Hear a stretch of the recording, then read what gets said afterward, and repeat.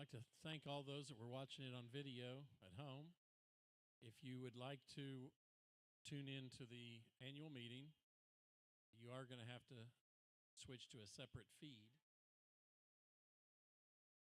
It'll be on Facebook, and it will we'll have the meeting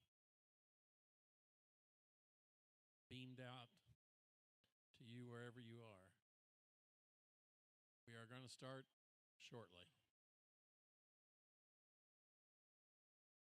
Okay. All right. If you're at home wanting to watch the annual meeting, it's at taylorfort.com. That's taylorfort.com.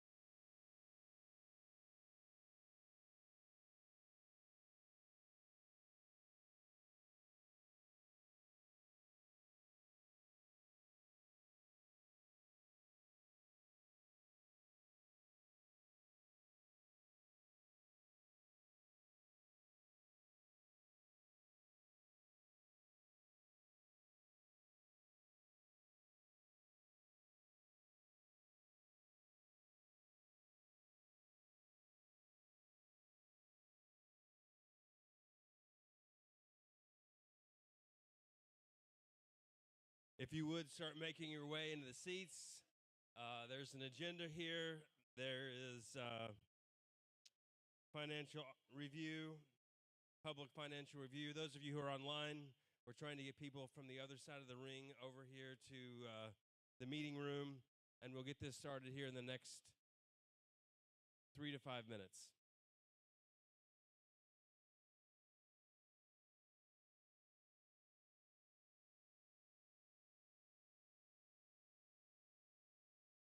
If I could get all the board members up here at the front, just reminding you.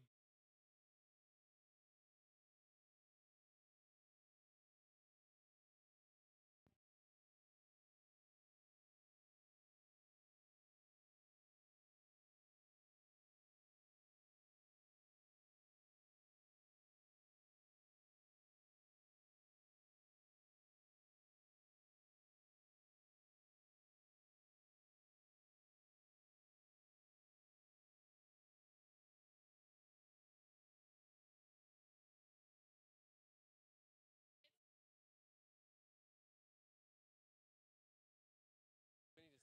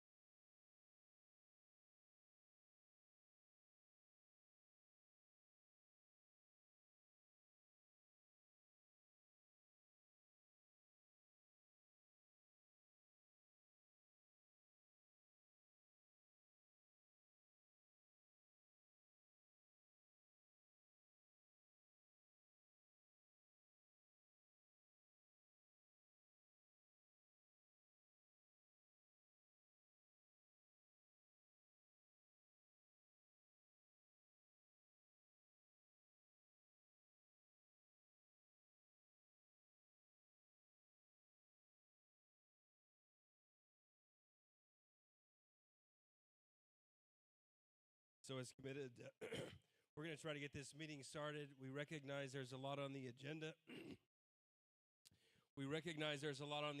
For those of you who are in the other barns, if you would come over and participate in this.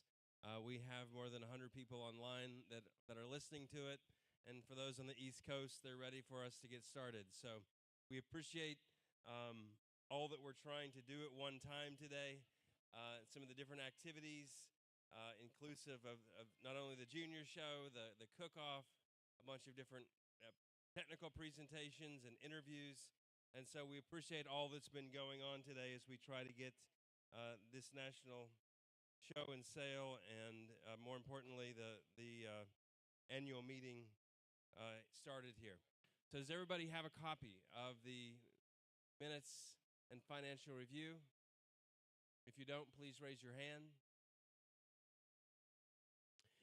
For those of you online who signed up on JotForm, you should have received the meeting notes electronically, inclusive of the financial review. So, at this time, I'll call the meeting to order. There's a few announcements we're going to make off the top that aren't on the agenda, and I'm going to ask Jared Freeze to start us off with that.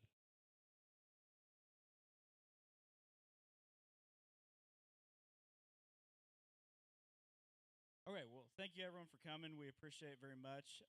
Just the one announcement I have, it has been brought to our attention. There's a few lot numbers that we have found that they don't correlate with what the catalog shows on them. The ones we know about, we're going to go ahead and correct. I would encourage the breeders, if you don't care, just to verify that your lot number does correspond with what the catalog says on your lot. If it does not, please get a hold of one of us and we will fix that. We've already got a program in place to fix that. Like I said, we won't mark through your lots or anything. We're basically just going to replace the number and fix it and go from there. But with the corresponding numbers you have. So like I said, if you come up with that problem, get a hold of one of us and we will get that corrected for you. Yes, the classes are posted on the board back here between the hallway. Like I said, just check them there and just reference them against what your number is on your sheet. And we'll go from there.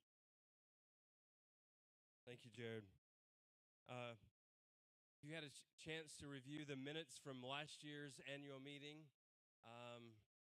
Could I get a motion to accept the minutes? It's been moved.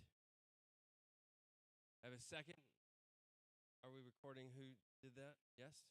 It's been moved and seconded. Any discussion? Hearing no discussion.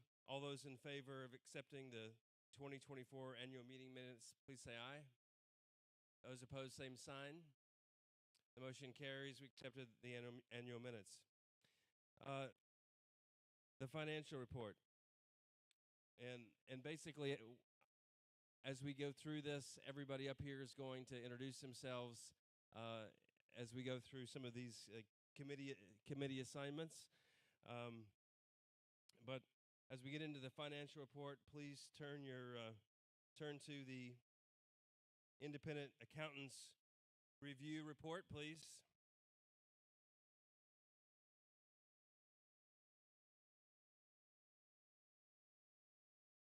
For the last couple of years, we've used Graves and Associates to either provide a review or financial audit of the activities associated with the American Dorper Sheep Breeders Society. The first page kind of characterizes the scope of their review.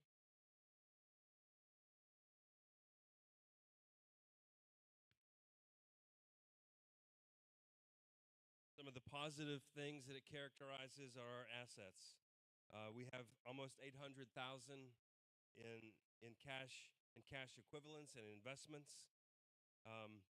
We'll get into some of the details relative to the Finance Committee and the work that they've been doing to continue to improve the organization of the Finance Committee in terms of requests of the way it's managed, especially relative to some of the financial instruments we're using. But I can speak with confidence that certainly we want these numbers to continue to grow.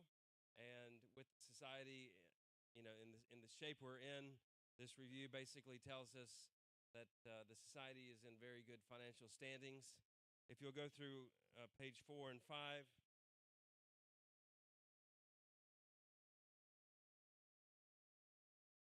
it characterizes some of the expenses and revenues that we have. Certainly, if you have questions on these finances, we're glad to visit with you throughout the year.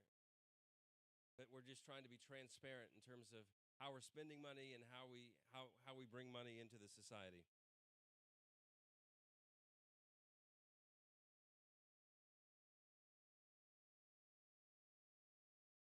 It also characterizes some of the CDs, the maturity dates of those CDs, how they mature in terms of our investment strategy, and again, we'll talk a little bit more about the investment strategy that we have in the financial instruments during the financial committee report out. Any questions relative to this?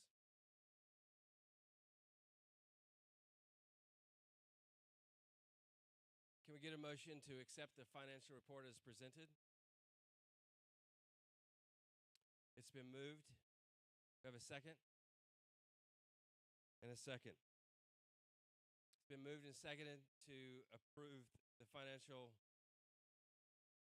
review has been presented. Any discussion?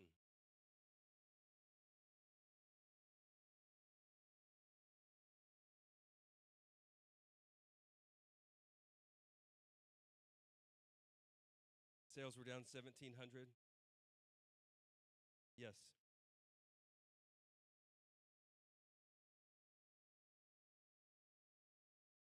We need to continue to generate more revenue, and events like this are important.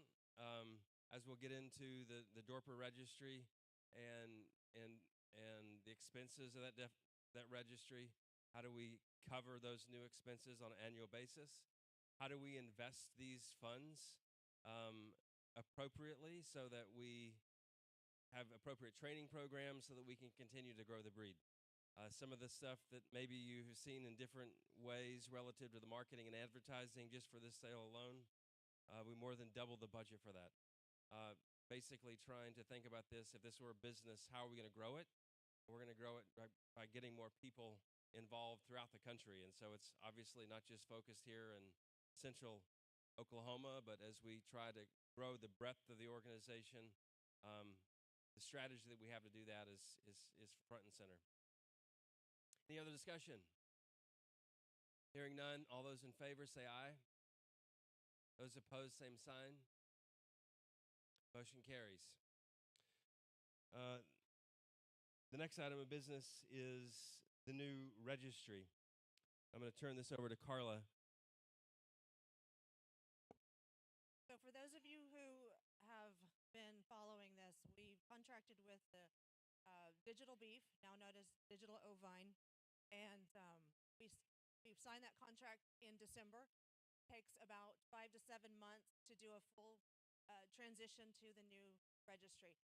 We have already received our first upload, and I will be showing, I will have my computer out now that tomorrow when I'm not entering sheep, I'll have my computer out here, and I have a live demo of the new registry. So if you want to stop by and look at that, we can go through that. But it's really exciting. We'll have the ability to, it's going to be more of a flock management, holistic approach. So we'll have the ability to use it for medications and scheduling, as well as for your registration. So it's got a lot of bells and whistles that we don't have with ABRI, and we're really excited to show off those new bells and whistles. So I'm really hope that you'll stop tomorrow, but it does carry a cost with it. And that's something we all knew, but ABRI was going to be obsolete going into next year. So we did have to make a change, and we believe that we made the best change for the future of the society. We've got to continue looking at ways we can bring in more money, like Justin said, and some of those are hidden inside that registry as we move to open up new pieces of it. So right now we're going to open up just the registration process, but there's going to be a lot in the future that we'll be able to do with this and expand a lot of the potential things that you can use as a flock management. Um, like I said, we will be have that on showcase here tomorrow. We expect that we will be transitioned by the end of June. We have a transition team. Several of you have been asked to be on that, and if you'd like to help with that transition team, let me know. There may be a place where we can roll you in. Right now, we went to specific breeders who have a lot of registrations so that we can enter as many as we can up front and see if there's any places where we need to address some pitfalls or things that we need to fix as we're rolling it out. So phase one is going to be for the board to review it and these individuals to start putting a few registrations in to see how it works and if we need to make some adjustments. Phase two will be bringing in a few more breeders to see, again, if we can stress the system, find anything that we need to fix, and then we'll roll it out the entire breed society. So it'll be kind of a three-part, but all of that will be happening between now and June. I was excited to see that the platform already has all of our data in it, and if she's going to have a computer here tomorrow, so you can see what that's going to look like. The cool thing is, today, if you go and register online, you still have to go through the office, and it still has to print out at the office. But this new platform, basically, you can do everything online yourself and have papers in hand and a digital copy the day that you register them. So significant improvement in terms of accessibility and the ability to register sheep quickly, and also it has it's not as sensitive as the current DOS-based platform that we're working off of. Excited about the progress we've made in this. It is a significant investment, though. ABRI, that system was going down, so it was going to be obsolete. As we looked at going to their next generation, it was going to cost us about 3 times as much. There was another platform they wanted even more than that, and so the system that we landed on was really the only practical business solution that we could bring forward that would make sense to continue to work on. Fortunately, we've been aware of this for a couple of years, and so this wasn't new. The transition is just happening a little bit quicker than maybe what we realized. Recognizing this, however, there are some fee changes that we're going to be making.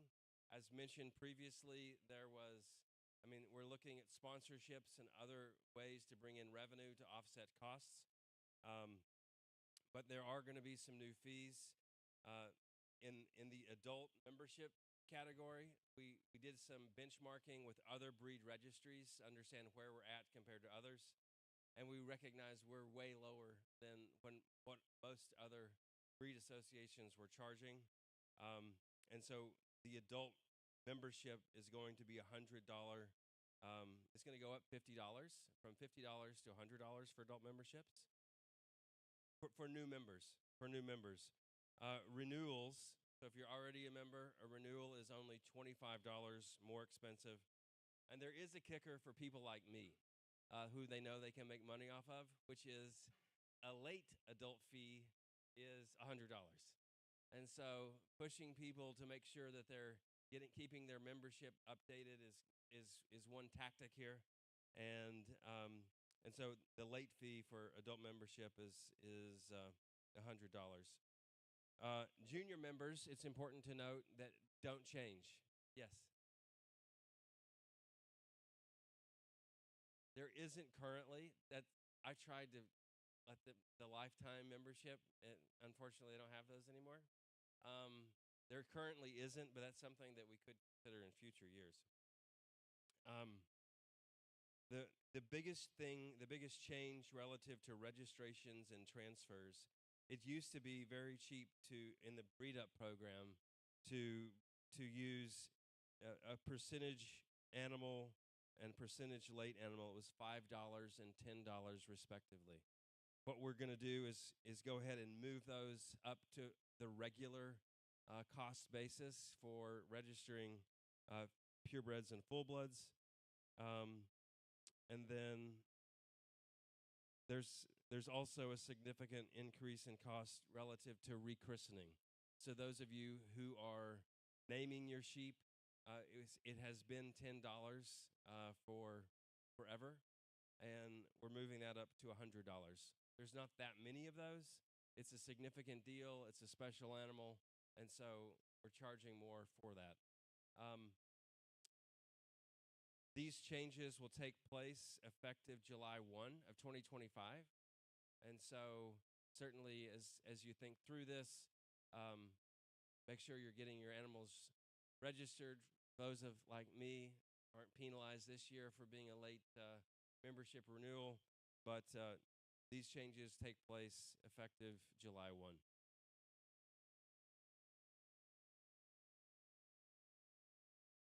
We have a question. Yes.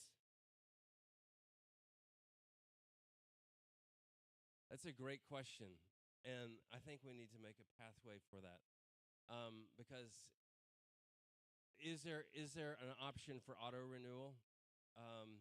And certainly that's an important thing for me. If you have a currently we have to ask members. Currently, we've been working under the assumption that we have to ask members if they carry a balance, but it would make sense, and we would notify you in the process if you have a balance on your sheet, that just auto renewal to cover for that junior or adult membership. And I don't know what the process is for changing that, but it's something that certainly we could communicate, and or if you're okay with being auto renewed, I know my wife would be very happy that if we did that. I don't get charged unnecessary late fees. Any other questions or comments? Yes, ma'am. There's not a change in standard registrations. And that's where, transparently, that's where most of the money comes from, and we're not trying to, we don't want to slow that down. It's the biggest change relative to registrations is in the breed up program.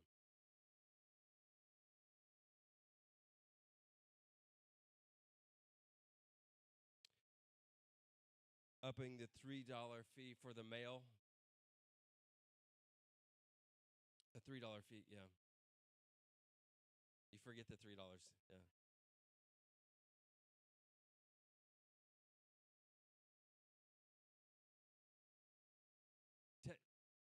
Right, and technically, that fee is to cover the postage, and I'm sure y'all have seen this last couple of weeks how much longer it's going to take for postage, and we may, in this new system, see a lot less postage fees.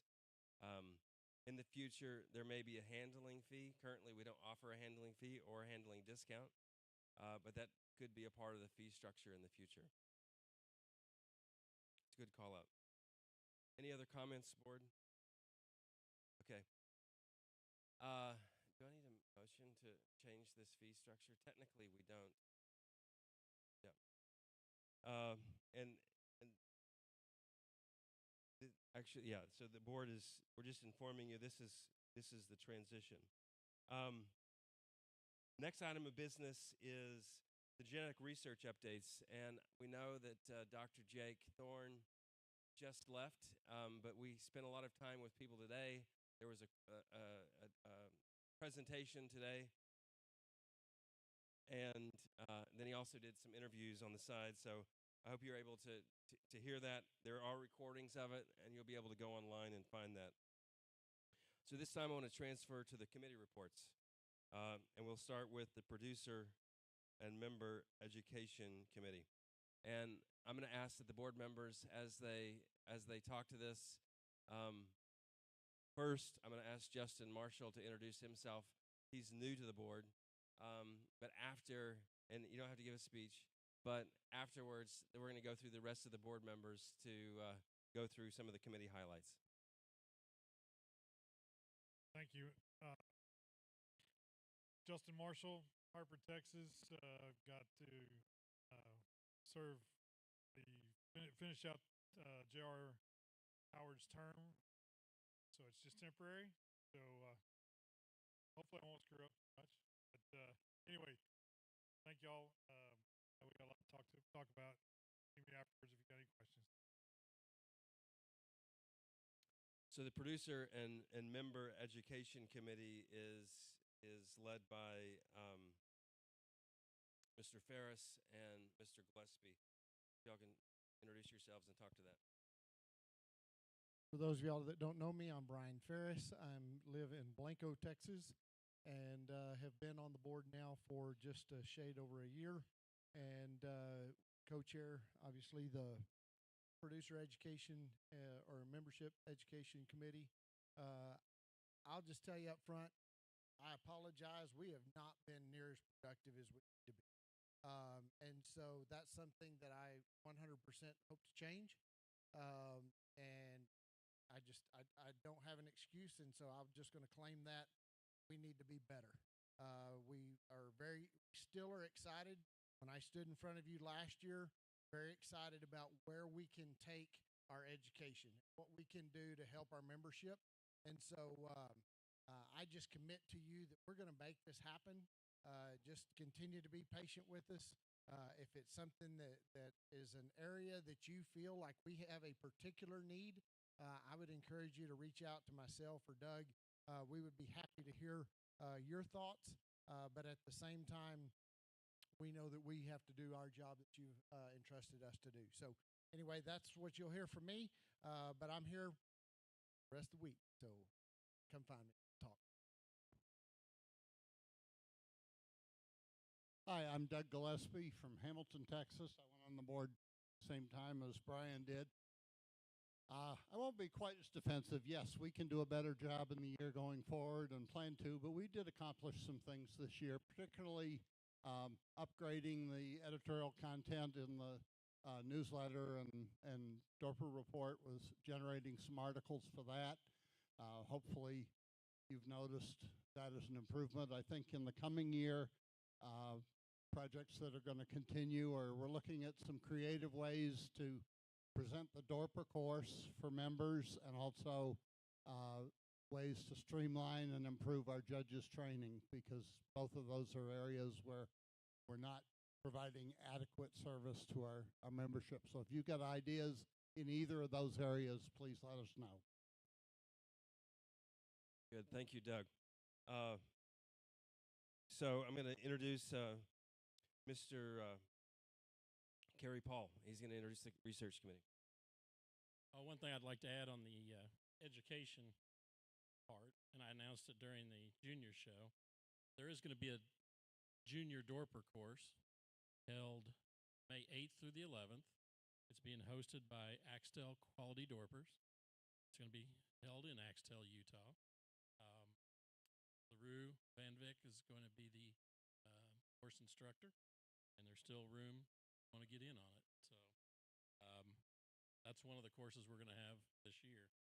As far as the data and research committee, some of you might have been here when Dr. Jake Thorne gave us an update on the trial going on at San Angelo with Texas A&M for the testing sires and their progeny.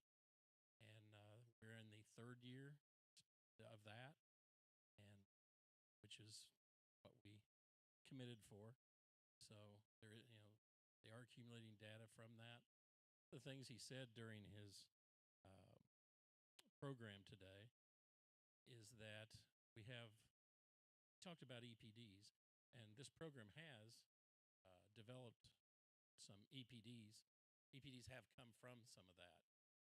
Not real high accuracy, because we didn't use that much. There's not that much data coming from 6 or 8 rams. But one thing he did mention, and he did actually use the Katahdins as a example of how all of us can get involved in entering data through NSIP, being performance data that can help drive EPDs for all of us. A lot of it has to do with connectivity. In other words, rams that are tested in different flocks. But the more we have, and more data we have, more accuracy we can have in our EPDs. And there's that information is very important to commercial ram buyers. Why? Because they want to buy rams that exceed or excel in growth, lambing percentage, things like that. And data is really the only way to prove that. So anyway, that's kind of where we're looking.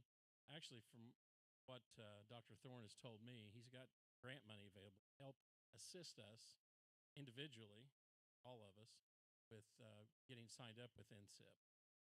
And down the road, as we get our new database going, that's going to assist us with inputting the data that we need to have. So it's going to make it a lot easier to get data put in than it is right now. So I guess I would encourage all of you, and I'm going to put my money where my mouth is. We're going to try to do the same thing in our own flock, and that is, in fact, I ordered a set of scales, so we're going to start weighing things, and we're going to start producing data from our own flock. So anyway, that's kind of what I have for the. If you have any, or any, want to help, want to be a test flock as far as doing comparisons, whether it be parasite resistance, actually performance, or if you know people that have, for instance, a commercial flock that we can do a test with, get a hold of us, because that's the biggest thing is finding numbers, and data comes from numbers. Anyway, that's all I got. Very good. Thank you, Kerry. J.R. Howard was partnering with Kerry on that committee, and so we appreciate J.R. Howard's work and want to give him kudos in those regards. And I failed to mention that previously. And just like we introduced Justin, if you would introduce yourself, Jared. I know you know a lot of people, but please go ahead.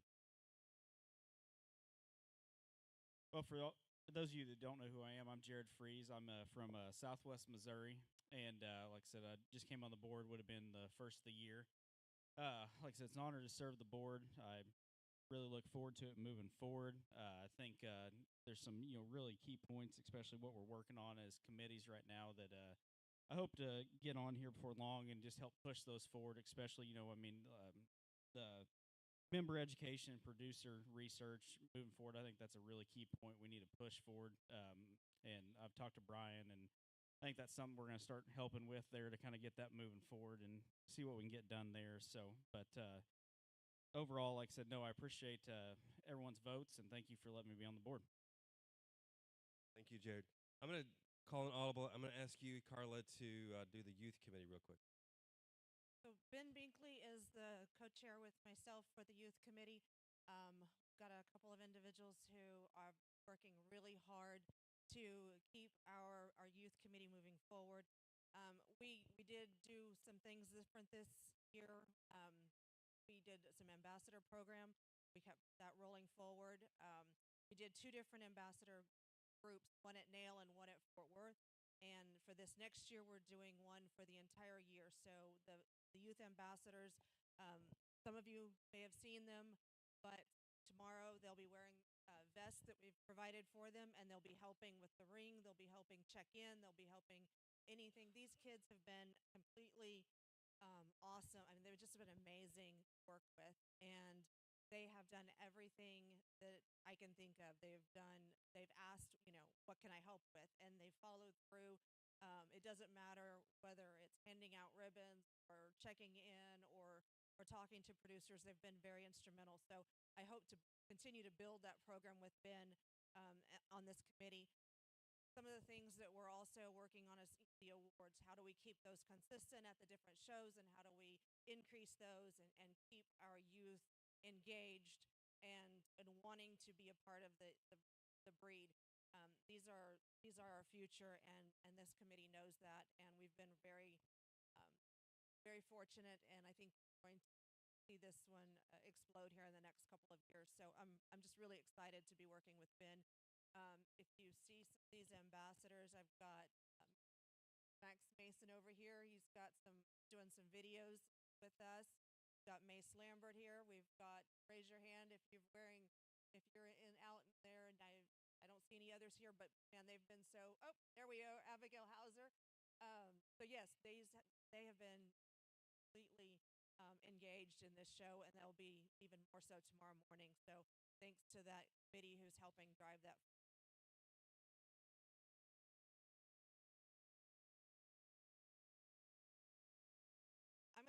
Most of you know Justin Rogers, but I'm going to let him talk. So one of the things that we've done that last year's youth committee put in place was the scholarship.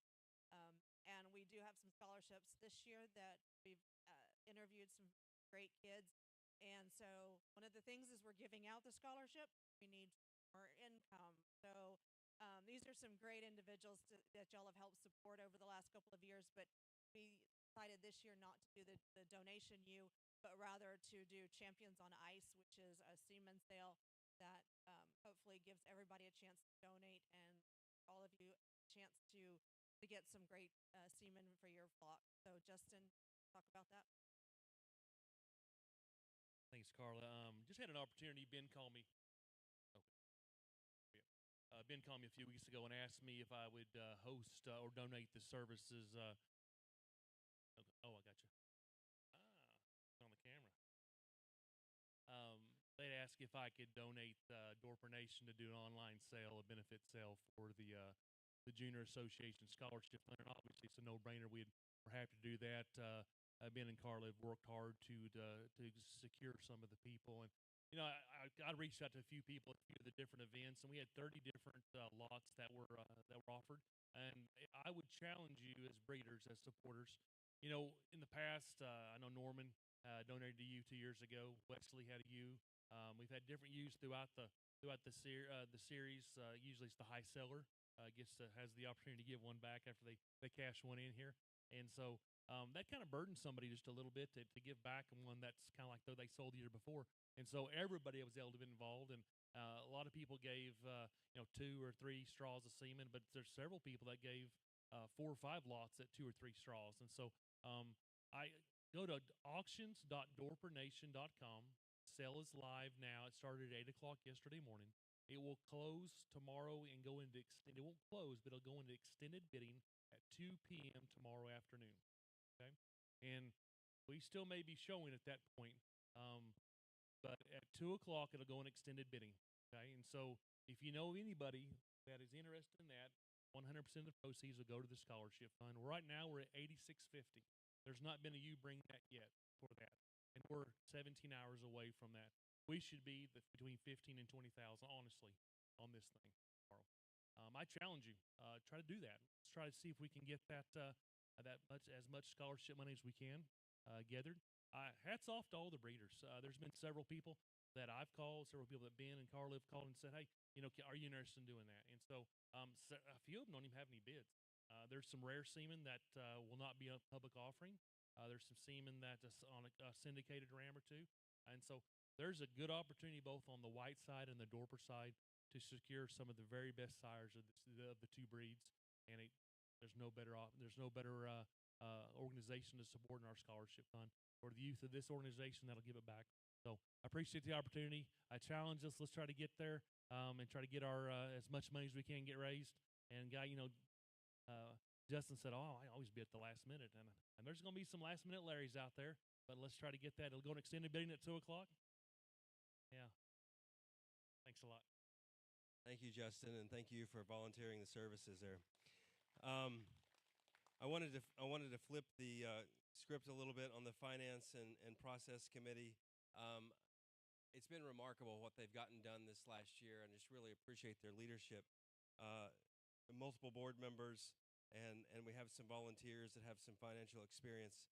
I'm going to ask the board members to introduce themselves, and we'll talk a little bit more about what they've done. Thank you all for being here tonight. My name is Leanne Winters. I'm from Northeast Missouri, or Flock Bridges. I've been on the board this coming year. I probably will not be coming back up for election, so I've really enjoyed my time on the board and look forward to finding some people to nominate for that. But as far as the Finance Committee and Processing Committee that we did, there's been a lot of work going on, especially when it came to the registry. trying to figure out and making sure that we're picking the right registry for our breed. I think we did a great job on the registry that we picked. I hope you guys enjoy that.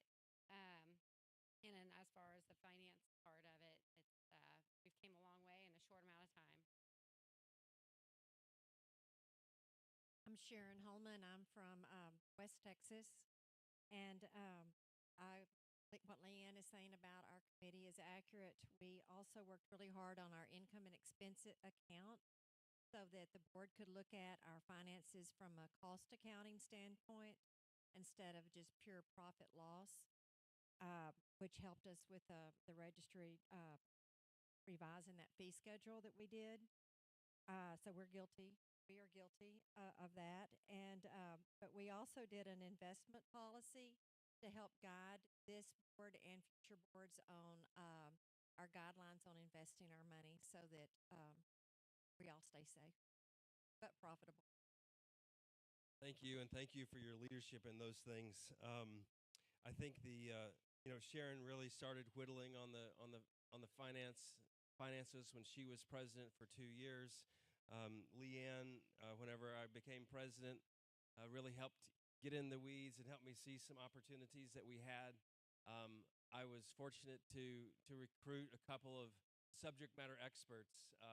Will Phipps from Delaware, a CPA that really does a great job of keeping us in line. He led the development of the investment policy.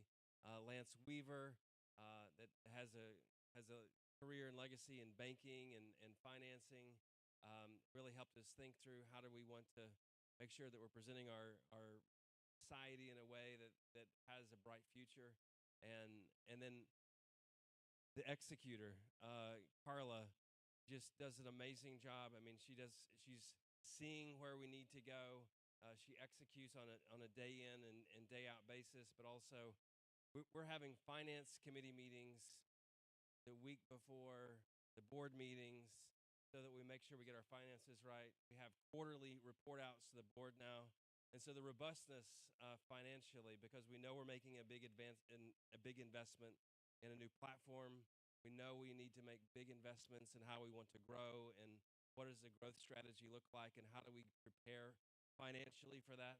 And so having our finances in order was the first big move that we needed to make. And so I just really appreciate all the time and effort that this committee has done. And in my opinion, they're undoubtedly benchmark excellence in terms of committees and the way they work together. And so they don't know this, but I got them a little award, and Carla doesn't even know it. And so it's a cutting board because we spend so many hours at night missing meals with families. I thought it would be great to get a cutting board. I got to give kudos to my wife that helped pull this off. But ultimately, it's a super cool cutting board, and I kind of would like one myself. Congratulations.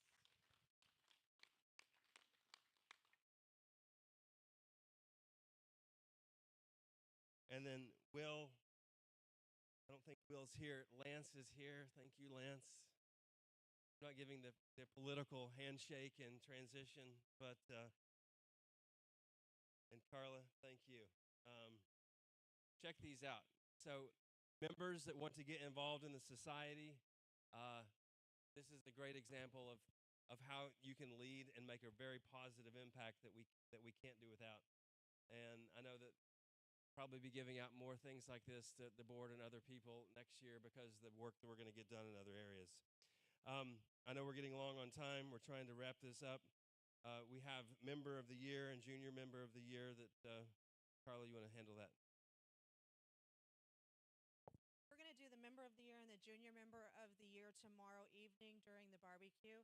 I'm going to announce this evening the Member of the Year, but we'll go ahead and present that tomorrow. Our Member of the Year this year is Freddie Rousseau, and we're very happy. So we're hoping that Freddie can join us tomorrow evening for the barbecue, and we're going to break up the event a little bit with just a few awards here and there. So hopefully we can keep everybody interested. But we're going to do most of those things tomorrow afternoon. retiring board member recognition. Charlie Taylor. Charlie Miller. I was like, who's Charlie Miller? Charlie Taylor couldn't be with us this year, but I think he's watching online tonight. We really appreciate the years of service that Charlie has provided. Obviously, you know him as a foundational Dorper breeder in New Mexico. I think he's been recognized for member of the year in years past for starting some events and building a society in New Mexico. Just an amazing guy, and we hated that he couldn't be here this year, but just appreciate all the work he's done those 3 years on the board, just keeping us all straight and great communicator. He was probably the most engaged of any board member in terms of keeping the circle tight. And so I just give kudos to Charlie, and I hope he's listening, and we miss him, and look forward to seeing him here at the next sale. Let's give him a round of applause.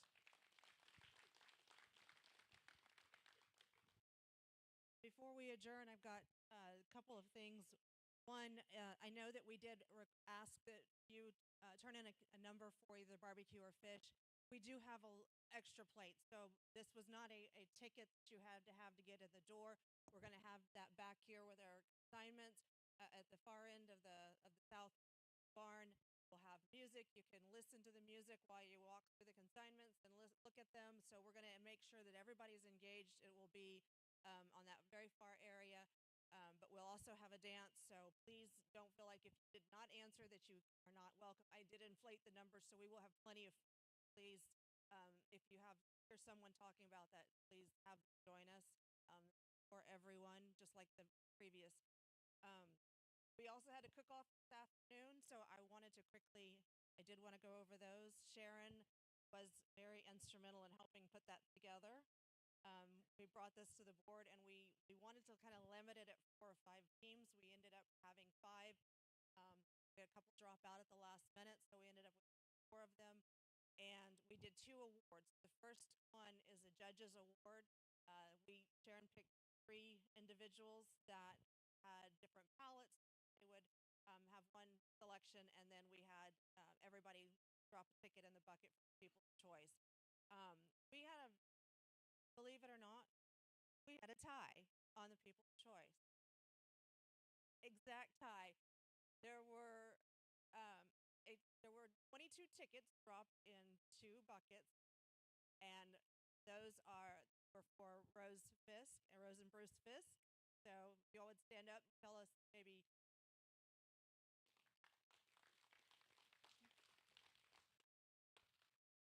And the other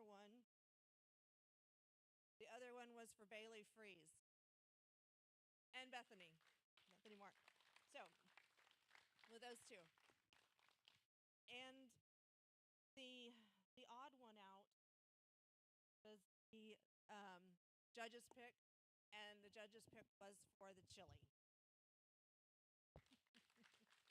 So those are our 3 winners.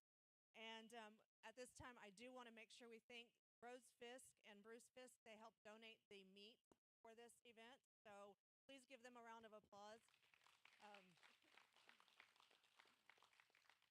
They're with Fall River Dorper there in Jacksonville, Wyoming. And Rose has just been a delight to talk to and work with. And she's going to have a workshop with Kate Lambert tomorrow during lunch, I think. So that we're going to talk about a little bit of farm to table and how you can get your meat directly to consumers. So I look forward to that. It'll be on YouTube. And thank you again, Rose and Bruce, for helping us bring that to this.